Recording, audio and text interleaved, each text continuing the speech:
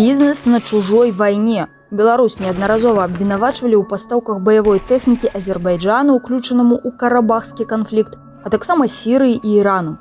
За апошнія беларускія прадпрыемствы нават трапілі пад амерыканскія санкцыі. Тым не менш, наша новае расследаванне выявіла беларускіх бізнесоўцаў, што набіваюць уласныя кішэні, завышаючы кошты ўжо на пастаўках айчыннаму военпраму. Беларусь у мінулую пяцігодку ўвайшла ў сусветны топ-20 краінаў прадаўцоў зброі. Але, як высветліла нашае расследаванне, гэта не толькі важны артыкул прыбытку для беларускіх уладаў, а таксама і кармушка для бізнесоўцаў з сумнеўнымі схемамі удзелу ў закупах. Хто і як зарабляе на беларускай абаронцы і куды вядуць сувязі бенефіцыяраў гэтых схемаў?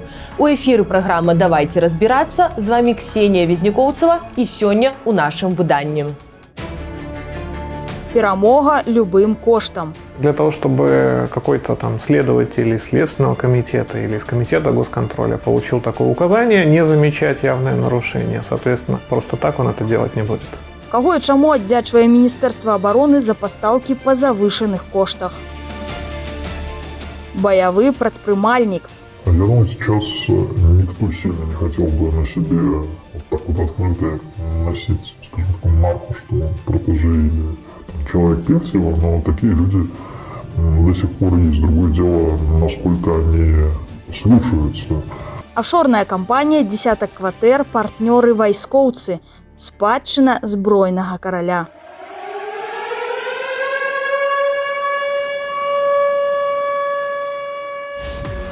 Вайна з захаду, вайна з Украінай. За апошнія месяцы беларускае кіраўніцтва не пакідае тэму вайсковай канфронтацыі і вайсковай магутнасці. Поэтому разговоры там о войне, не войне и так далее полезут, получат. Вот и вся война. Але наколькі сапраўды Беларусь можа абараніць сябе ад вонкавага ворага? Калі прыгледзецца да статыстыкі, то краіна ўкладае найменшую частку сваёй эканомікі ў нацыянальную абарону. Степень износа этой техники, 75-80% от начального ресурса. Это прежде всего касается авиационной техники. Они уже сильно так изношены, что есть опасность их эксплуатации. Какая-то часть их отреставрирована, капитально отремонтирована, но значительная часть находится как бы в резерве. И еще одно слабое место – это бронетанковая техника. Танки Т-72Б, которые были совершенными на конец 80-х, начало 90-х, сейчас они не способны на равных противостоять немецким «Леопардам», американским «Абрасам», и частично начато их реставрирование. Пры гэтым адчувальная частка нават гэтага невялікага дзяржаўнага фінансавання разыходзіцца па схемах з прыкметамі карупцыі. Але аб усім па парадку. Вакол беларускіх вайсковых заводаў існуюць прадпрыемствы вытворцы комплектующих. Один из них – державный холдинг «Планар». Эта компания предназначена для создания высокотехнологичного производства, оборудования для уже дальнейшего производства тех или иных компонентов, да, будь то механические детали, будь то микроэлектроники детали, оптики и так далее. То есть это компания, создающая высокоточное оборудование для производства уже неких элементов, а они в свою очередь смогут использоваться как в военном деле, так и для гражданского производства. Предприятие давнишнее вполне заслуживает свою репутацию. Естественно, что оно пользуется не только в Беларуси спросом, но и в Российской Федерации. У «Планара» мы знайшлі цікавыя закупы. У 2019 годзе яго датчынная кампанія набыла фрэзерны цэнтр, з дапамогай якога, напрыклад, выразаюць лінзы для прыцэлаў. Чэшская кампанія «Тесауслап» і нямецкі «Деэтах» удзельнічалі ў тэндары. Але паглядзіце, абедзве кампаніі звязаныя з адной і той жа асобай – бізнесоўцам Ігорам Мядзведзем. Ці маем мы тут справу з імітацыяй канкурэнцыі, якія яшчэ парушэнні былі дапушчаныя пры гэтых закупах? В тендере должно участвовать минимум 2 компании для того, чтобы была конкуренция. И вот для того, чтобы изобразить конкуренцию, появляется еще одна фирма. Те, кто не очень заморачивается по поводу уголовной ответственности, часто используют аффилированные компании, то есть свои компании. Вот то же самое повторяется из года в год, из раза в раз, когда делается спецификация под заранее определенный продукт или услугу. Эта схема абсолютно типичная для Беларуси, очень часто используется. Возможность работы аффилированным компаниям и участия в торгах в одном тендере – это одна из тех самых дыр, которые изначально, на мой взгляд, умышленно заложены в закон о госзакупках для того, чтобы устраивать коррупцию на госзакупках. А цяпер прыгледзімся да коштаў. Дачка планару набыла тэхніку крыху менш, чым за 800 тысяч долараў. І гэта без падатку на дададзеную вартасць. Открываем сайт вытворцы. Дакладна такая ж самая тэхніка ў максімальнай камплектацыі каштуе амаль 490 тысяч долараў, і гэта з роботам у камплекце. Без яго амаль на палову танней – 414 тысяч. Перавышэнне ў 2 разы. Нагадаем, закупы адбываліся за бюджэтныя грошы. Гроши звычайных белорусских податкоплатников. Могут поступать указания, например, не заметить, отнестись невнимательно к каким-то документам для того, чтобы какой-то там следователь из Следственного комитета или из Комитета госконтроля получил такое указание, не замечать явное нарушение. Соответственно, просто так он это делать не будет. Тым не менш, апетыты бізнесоўца нябачнага фронту Ігора Мядзведзя ў 2019 годзе аднымі закупамі для планару не абмяжоўваюцца. Ужо іншая кампанія Мядзведзя і яго партнёра Касалапова «Мисбос» паставіла генератор сігналаў дзяржаўнаму радару. Прадпрыемства выпускае радары, радыёпадаўляльнікі і сістэмы палявання за беспилотниками. КБ-радар – это ведущее не только в Беларуси и СНГ, даже в Европе предприятие. Продукция этого предприятия, она зафиксирована в Сирии, которая, так сказать, противодействовала беспилотникам.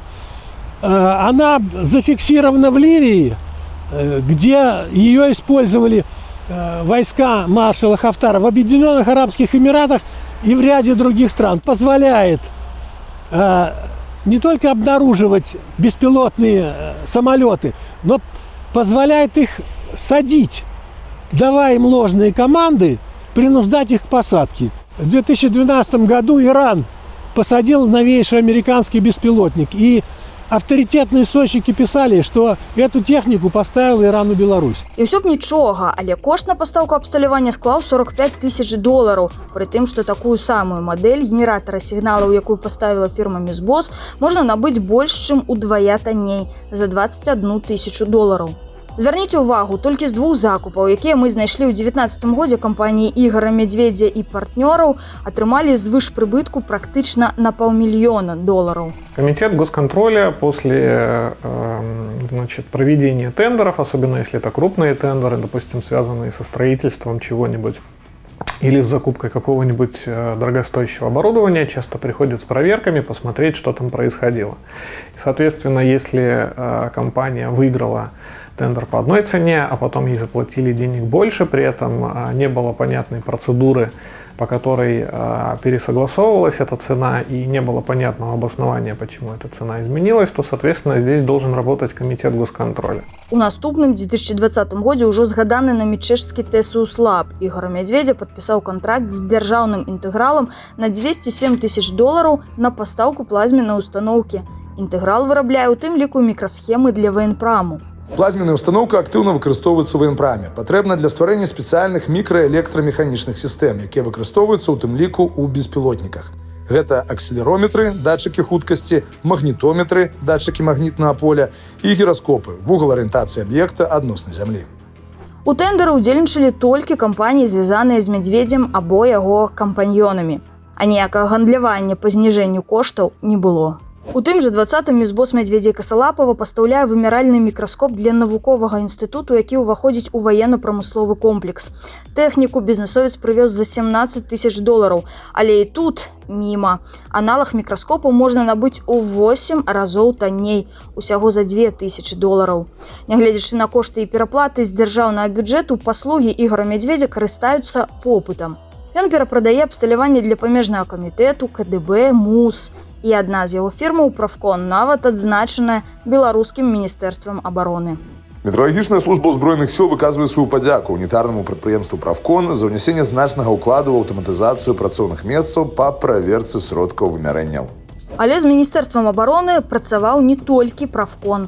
У 2014 годзе звязаная з Мядзведзем кампанія «Мисбос» паставіла Міністэрству абароны партатыўны аналізатар спектру для вымярэння напружанасці электрычнага поля за $135 тысяч. Гэта ўжо быў нават не тендер, а наўпроставы закуп з адной крыніцы. Это может быть как оборудование, просто какое-то научное тестирование, да, так это может быть в составе какого-то прибора устройства, когда ты, условно говоря, у тебя приходит сигнал какой-то, и по вот этому изменению спектра ты можешь определить те или иные свойства объекта, например, какого-нибудь. Жучки для разведки, условно говоря, либо там включатели, ну, это уже в меньшей степени. Итак, вяртаемся да мядзведзя. Яго кампаніі актыўна ўдзельнічаюць у продажы абсталявання і камунікацыю для сілавікоў і прадпрыемстваў ваеннай прамысловасці. Сетка «Мядзведзя» займаецца не толькі пастаўкамі ваенпраму, але і заняла нішу тэндераў па забеспячэнні школ і універсітэтаў. Толькі адна кампанія «Прафкон» у 2021 годзе выйграла тэндераў ад Нацыянальнага інстытута адукацыі больш чым на $870 000. Але хто гэты таямнічы бізнесовец? Як на самой справе працуюць схемы з яго арсеналу, якія дазваляюць выпампоўваць мільёны долараў з бюджэту кожны год? І куды могуць весці сувязі прадпрымальніка? Пра ўсё гэта глядзіце ў наступнай частцы нашага расследавання. Біяграфія Ігора Мядзведзя ахопленая таямніцай. Вядома, няшмат. 47 гадоў у шлюбе, скончыў юрыдычны факультэт БДУ. У 2002 годзе заснаваў першую кампанію «Мізбос» разам з былым вайскоўцам Сергеем Касалапавым, які, па словах крыніцаў, звязаны з былым супрацоўнікам Саўбезу, бізнесоўцам Дмітріем Акімавым. Нават для канкурэнтаў і гэтыя бізнесоўцы, і сам Ігор Мядзведзь з'яўляюцца цёмнымі фігурамі. Я имею только очень шапочные знакомства. Я только слышал, что, возможно, он выходит из силовых органов каких-то. Никаких у меня подтверждений нет. З 2006 по 2014 Мядзведзь імкліва пашырае бізнес-геаграфію. Адна за другой, як грыбы пасля дажджу, з'яўляюцца кампаніі ў Сінгапуры, Кітаі, Расіі, Беларусі, Чэхіі і Нямецчыне. Сёння іх не менш за десятак. Аффилированные компании – это когда есть один учредитель у нескольких компаний, либо группа учредителей, либо учредители могут быть родственниками, близкими знакомыми, друзьями по школе, по университету, по каким-то клубам. Это первый способ устроить видимость конкуренции там, где ее нет. А вот что нам распавялі пра метады працы кампаніі Ігора Мядзведзя гульцы на рынку. Есть же какие-то приемы на тендерах, как бы, когда ты остаешься в легальном поле, ну, относительно легальном поле, по сути говоря, там, как бы, выстраиваешь сделку там, под себя или разваливаешь конкурс, ну, или как-то так. Ну, вот они, как бы, в ущерб интересам клиента никогда подобными делами не брезговали. Мы патэлілі Ігору Мядзведзю, каб пацікавіцца, чаму яго пастаўкі для беларускага ваенпраму атрымаліся амаль ва ўсіх выяўленых намі кейсах удвая даражэйшыя за камерцыйныя прапановы ці рынкавыя кошты. Аднак ён нам не адказаў, і тады мы патэлілі партнёру Ігора Мядзведзя Сергею Касалапаву, з якім Мядзведзь вядзе бізнес амаль 20 гадоў. Сергей Николаевич Косолапов, верно? Я не ошиблась номером? Да, верно. В 2019 году ТКС «Мизбосс» в вашем лице поставляла генератор сигналов за $45 000, а выяснилось, что у производителя цена в 2 раза ниже. Можете подсказать, а почему так дорого поставили? Я эту сделку не проводил, все вопросы к моему соучредителю Медведице Игорю Владимировичу. Я вообще не знаю, что такое радары и кто им поставлял, что им поставлял. Но вы же, ваша компания поставками для военпрома занималась, белорусского? В 2019 году вообще лежал в больнице по поводу до операции. Поэтому я ничего... Вы весь год лежали 2019 в больнице? Нет, не весь, к счастью. А вы давно с Медведем Игорем работаете? 3 года. Угу. А у вас только бизнес-отношения связывают, или вы еще и дружите? Нет. Па сутнасці Касалапаў адказваць на пытанні па закупах адмовіўся. Аднак праз 10 хвілін ператэліў і пачаў пагражаць. Я завтра пишу заявление в органы, чтобы там занялись вами, как следует. А по какому поводу вы собираетесь на меня писать заявление в органы и как на мной органы должны заняться? Органы должны заняться тем, что вы проводите расследование по моему поводу. Не представляетесь, кто вы, что вы, о чем, откуда у вас информация обо мне лично. Ну, в рамках журналистской работы я имею право проводить расследование. Право закон, пожалуйста. Какой закон позволяет вам проводить расследование? Почему вы на меня кричите? Почему вы позволяете себе на меня повышать голос? Категорически. Мне звонят непонятные люди. Мне такие звонки проходил в 90-х годах, когда бандиты тут шатались по городу. А вы кто вообще? Алло. Сям'я Ігора Мядзведзя на дадзены момант валодае 5 кватэрамі ў Менску і 2 дамамі ў Маладзечынскім раёне. Толькі ў Беларусі нерухомасць сям'і Мядзведзя ацэньваецца больш чым у $500 000. Бізнес таксама ідзе бойка. З 2019 года кампаніі Мядзведзя толькі па вядомых нам тэндарах выйгралі пастаўкі ў Беларусь амаль на $8 мільёнаў. Збольшага гэта закупы ў военпраме і адукацыі. У 2020-м кампаніі з сеткі Мядзведзя атрымалі выручку ў $24 мільёны.